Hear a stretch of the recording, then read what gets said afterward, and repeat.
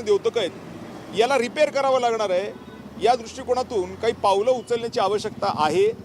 जी पावलं निश्चित स्वरूपाने माननीय उद्धव ठाकरे साहेब उचलू शकतात आणि ती गोष्ट आणि आणखीन काही ज्या चर्चा आहेत त्याच्या संदर्भामध्ये खरं म्हणजे आज आमची भेट झालेली आहे।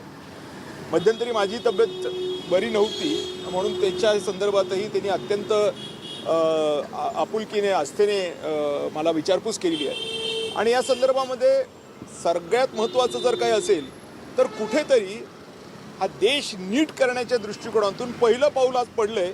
मी तुम्हाला सांगू इच्छितो की माझं स्वतःची एक याचिका ज्याच्यामध्ये राज्याच्या मुख्य सचिवांना नोटीस बजावली हायकोर्टने की हे जे शाहरुख खानचा बंगला आहे किंवा JW मॅरियट आहे किंवा रॉयल वेस्टर्न टफ क्लब आहे हे जे मोठ्या मोठ्या प्रॉपर्टी सरकारच्या भाड्याने दिलेल्या आहेत पण भाडं घेतलं जात नाही याच्या अनुषंगाने जो कंट्रोलर ऑडिटर जनरलचा रिपोर्ट आहे त्याचं अनुपालन केलं किंवा नाही केलं हा एक खूप मोठा स्रोत आहे ज्याच्यातनं पैसे येऊ शकतात। कारण आता सर्वसामान्य लोकांची कर भरण्याची परिस्थिती राहिली नाही आणि सरकारची कर्ज काढण्याची परिस्थिती राहिली नाही म्हणून ह्या सगळ्या घोटाळ्यामध्ये आज आपण बघतोय की छत्रपती संभाजीनगरमध्ये मोठा मोर्चा शिक्षकांचा आणि अनेक ठिकाणी अनेक संघटित क्षेत्रात काम करणारे जे लोक आहेत खास करून सरकारी कर्मचारी हे हळूहळू आता रस्त्यावरती उतरताना आपल्याला बघायला मिळत आहेत। येणाऱ्या काळामध्ये याच्यावर उपाय जर झाला नाही निश्चित स्वरूपाने भारताचा नेपाळ होऊ शकतो म्हणून प्रतिबंधात्मक काहीतरी कारवाई करण्याची आवश्यकता आहे आणि त्या आवश्यकतेच्या संदर्भामध्ये ही चर्चा अत्यंत सकारात्मकरित्या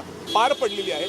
मला खात्री आहे की याच्यावरती निश्चितच काहीतरी चांगलं काम होईल जे आज दुर्दैवाने राज्यकर्त्यांच्या लक्षात येताना अद्याप तरी दिसत नाही। ओके, धन्यवाद। थँक्यू।